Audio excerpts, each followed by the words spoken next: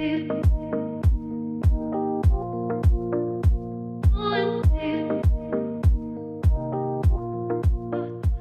to preface this by saying I am not an expert on trauma. I'm a person who has a diagnosis of autism. I hate saying diagnosis when I'm referring to autism. I am identified autistic and ADHD and PDA. For those of you that don't know what PDA is, it is a persistent drive for autonomy, also known as pathological demand avoidance.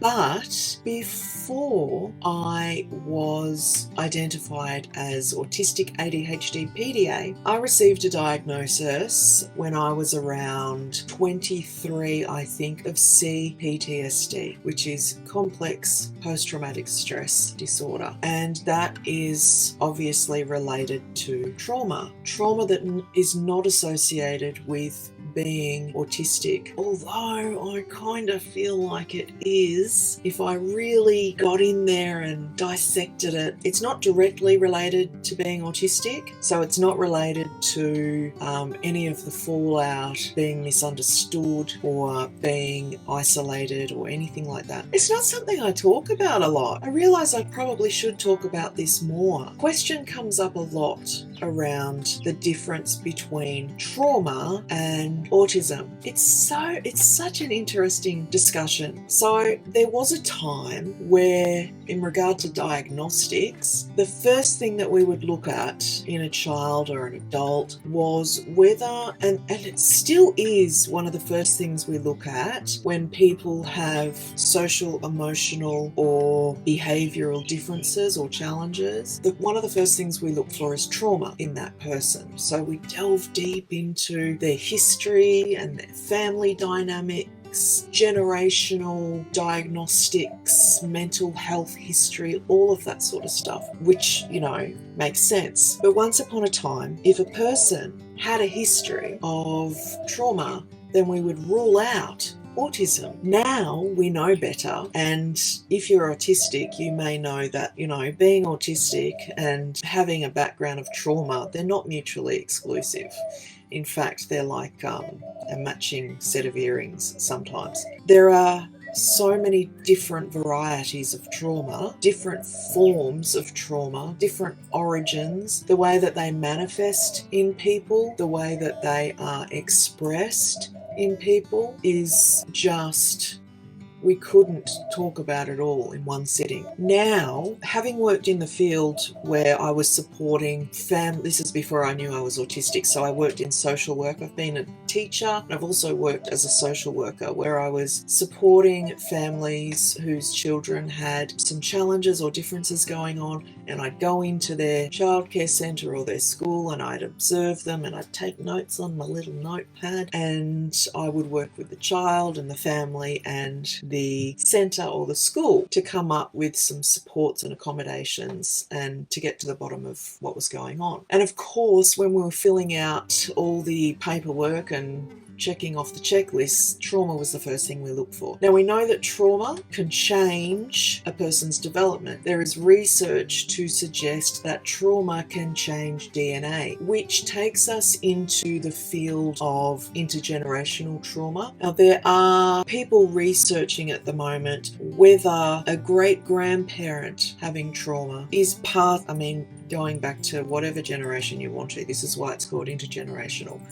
Trauma is either passed down families because the actual trauma is passed on, and that may be because our parents grew up in dysfunctional family environments, and so they then parent in a way that they were parented and we become traumatized. That's just a very basic example. But then there is the trauma that is passed down through DNA, which is being reflected in a lot of studies at the moment that suggest that even when our parents change their parenting styles, that trauma that was experienced intergenerationally can exist in their DNA. So trauma is a very complex topic. And like I said, I'm not an expert on trauma, but I do have a diagnosis of CPTSD. Where this becomes really exhausting for a lot of people is when we spend our lives with that diagnosis of trauma post-traumatic stress disorder or post-traumatic stress, trying to find ways to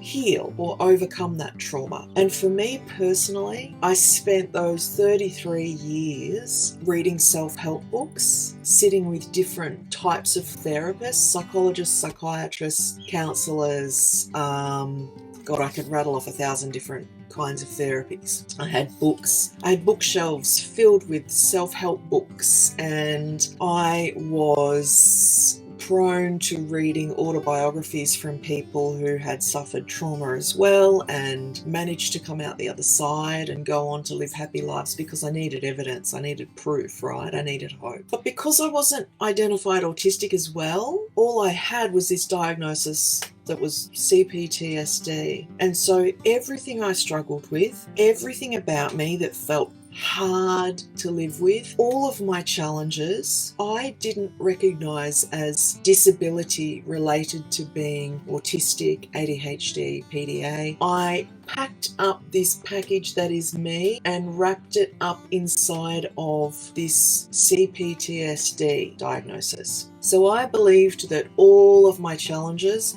were due to trauma. That's not necessarily untrue, but then when you are recognized as autistic, ADHD or whatever other form of neurodivergence you are identified as, then comes the question of, well, what is autism and what is trauma? I want to start by saying this. Trauma, CPTSD, is a form of neurodivergence. People come into neurodivergent spaces thinking neurodivergent just means autistic and ADHD and PDA. Neurodivergent means any neurobiology that is a deviation from typical or neuronormative. I don't think neuronormative exists. It's just this capitalist, ridiculous, rubbish concept that has been created to keep people in line and, keep the economy going. But let's just skip over that for now, because that's a whole other topic. CPTSD, trauma, neurodivergence. So we are neurodivergent folks. When you look at it like that, it means that we share commonalities anyway. So we have these atypical, experiences. For me personally, I no longer try to recognize the difference between what is trauma and what is autism. I am autistic and I do have a background of trauma. I no longer set up my hopes and dreams and, my wants for the future. I don't base them on top of a foundation of needing to recover or heal from trauma. I don't do that to myself anymore. That's an incredible amount of pressure to put on somebody, to say, you will never feel whole, you will never function, you will never feel okay until you recover from trauma, because that is not true. It's not true for everybody. I radically accept that I have a background of trauma. How that is expressed and manifested in my daily life fluctuates from moment to moment. So I'm going to have days where I'm really disabled. I really struggle. I can't do the things I want to do. I'm going to have days, sometimes moments, where I'm flourishing. I'm doing really, really well and I'm thriving. And this is something that I radically accept about myself. It doesn't matter to me whether that's about being autistic or ADHD or about having a background of trauma. I'm always doing the best I can in any given moment, even when it seems or appears I'm not. It's something I want to talk about too, and this is something we don't talk about often enough, because there is a fear that we are going to be connecting dysfunction with being neurodivergent. But I want to be real about this, okay? The history of autism, the history of neurodivergence, the history of ADHD, whatever your neurodivergence is, there is intergenerational trauma for many of us, because we come from ancestry with long lines, histories of unidentified neurodivergence. Now, I know what it's like to go 33 years not knowing I'm autistic and ADHD. I know about the isolation. I know about not having a clue how to be a human being. I know what it's like to feel like I'm getting it wrong all the time. I know what it's like to latch onto something when I feel like it works for me, even if it isn't right. I know what it's like to use drugs and alcohol to cope with being in the world and not having a clue how to be a human being. I know what it's like to be suicidal. I know what it's like to suffer. Now, if I know what that's like, I know I'm going to have ancestors that knew what that's like. I know that I'm going to have ancestors who had mental health struggles. I know that there are going to be people in my family. I know that there are people in my family that lived with alcoholism, drug addiction. I know that there's unidentified neurodivergence way, way back, right along my bloodlines. Now, when we think about that, when we think about the fact that historically autistic people were institutionalized, they were misdiagnosed, women were often diagnosed with hysteria, even now, borderline personality disorder, bipolar, and those are real diagnoses, and absolutely we can have dual diagnoses or multiple diagnoses or identifications, and that's fine. But there are people that historically have been misdiagnosed and institutionalized, or medicated or sedated, or had electroconvulsive shock therapy, or been sent away to whatever facilities people thought was best for them at the time. All that stuff creates trauma. It creates trauma. Many of us come from families where there was extreme dysfunction because there was unrecognized disability. Many of us have grown up in families where people were winging it. They didn't know how to be human beings in the world, where parents were shamed and blamed, put under incredible amounts of pressure to keep up with the Joneses when they had no idea how to. That stuff creates trauma. Being autistic is not mutually exclusive from having a background of trauma. And people often think that trauma means a significant event. It doesn't only mean significant events that cause us trauma. It means all of the experiences along the way throughout life where we've gotten things wrong. We've been publicly humiliated. We've been shamed and blamed. We've been misunderstood. So you can see how trauma riddles our lives and our experiences as neurodivergent folks. So for me personally, I don't sit in the space of going, okay, I do have a diagnosis that is connected to significant events, CPTSD. I'm also an autistic ADHD PDA person who carries trauma with me from existing in a world that is not created for me to thrive. So for me, I no longer try and tease out what is what. I am a neurodivergent person. CPTSD is a form of neurodivergence, changed my development. It changes how I respond to things, and so does being autistic and ADHD. And for me, I have radical acceptance around the fact that I carry all of these identities. Trauma is a part of my identity, and I accept that I respond to the world in a very different way. I no longer put incredible amounts of pressure on myself to heal or recover from trauma. I take one step at a time throughout life, exploring what supports me and what doesn't. And there may be periods in my life where there's a particular therapy or a particular approach or support or accommodation or person or lifestyle or activity that works for me, and then one day it will have run its course and it no longer works for me. I may have learnt something new about myself. I may have read a book and I have new information, and I can let that thing go because it's no longer right for me. This is what it is to be human. When people are looking for the right therapy, maybe there isn't one. I know that human beings, we create these boxed up packages of support, frameworks, if you will. We decide that these frameworks are good for particular populations of people. But I just find that so problematic, because when we apply a framework or a particular approach to people because they share a diagnosis or an identity, we are really undermining the whole person. Aside from that, so let me give an example to be clear. So I often speak about the generic framework that we apply to autistic kids in classrooms, right? I've been a teacher, I've had the professional development. It didn't help me as an educator of neurodivergent children,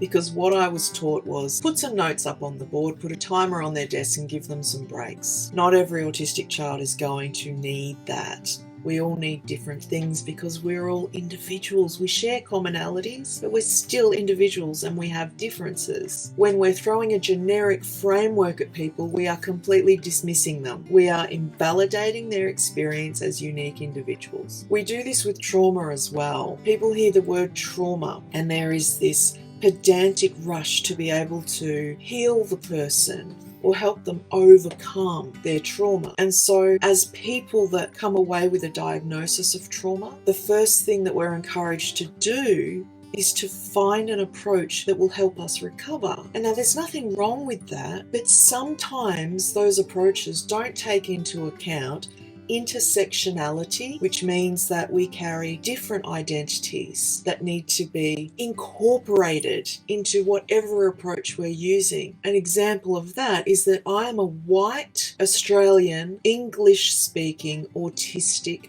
female. Whatever framework I use to support myself, that framework cannot be applied to, say, somebody who is Jewish or black. They may be Christian, they may live in Africa or England and have completely different needs because we are all individual and we all need different things. Maybe I'm a trans person, so I need a professional who understands what that means. I need someone to sit with me who is willing to understand me and my identity and how I experience the world, instead of throwing a framework at me because they learned that this framework over here works really well for people with trauma or autistic people. And unfortunately, that's how we do it at the moment. We go, okay, yes, we've had the assessment. We've discovered that, our child is autistic. So here's what's on offer for them. Rather than looking at framework-based therapies, we really need to be honing in on individual supports, because too often parents are told you need a speech pathologist, a psychologist, an occupational therapist, and maybe some of these other frameworks over there. What if we don't need a speech pathologist? What if we don't need a psychologist? What if we don't need an occupational therapist? There's nothing wrong with those supports, but why would we be immersed in those supports and therapies if that's not what we need as individuals? And what if I don't need a speech pathologist when I'm 6, but maybe when I'm 17, I'm ready to engage with a speech pathologist to work on whatever I want to choose to work on for myself?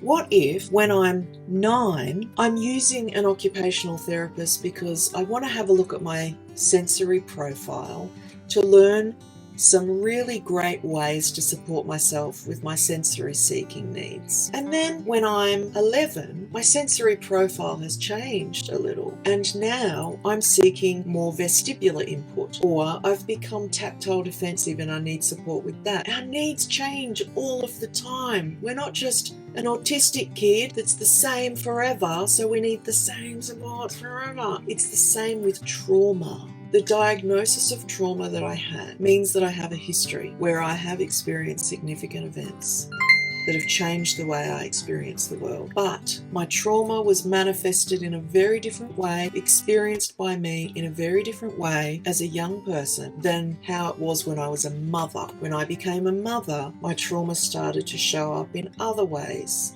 that were unexpected and different. This happens when we're looking at trauma. Our life path, our experiences as human beings shift so much within us, and our trauma shifts within us. So we cannot just apply generic frameworks because the word trauma has been applied to a person, or because the word autism has been applied to a person. We're looking at this in a very methodical, medical way. These are really important factors that make up the identities of a human being, but we are still living, breathing, moving, ever-changing, evolving beings. We are beings. So we cannot take a methodical, generic framework and throw it at a person and think that it's going to work forever and they will overcome their trauma and they will go on to thrive. Trauma is called trauma because it changes the way we develop. It changes the way we experience the world. And sometimes our focus would be better placed with radical acceptance and learning how to support ourselves to thrive. But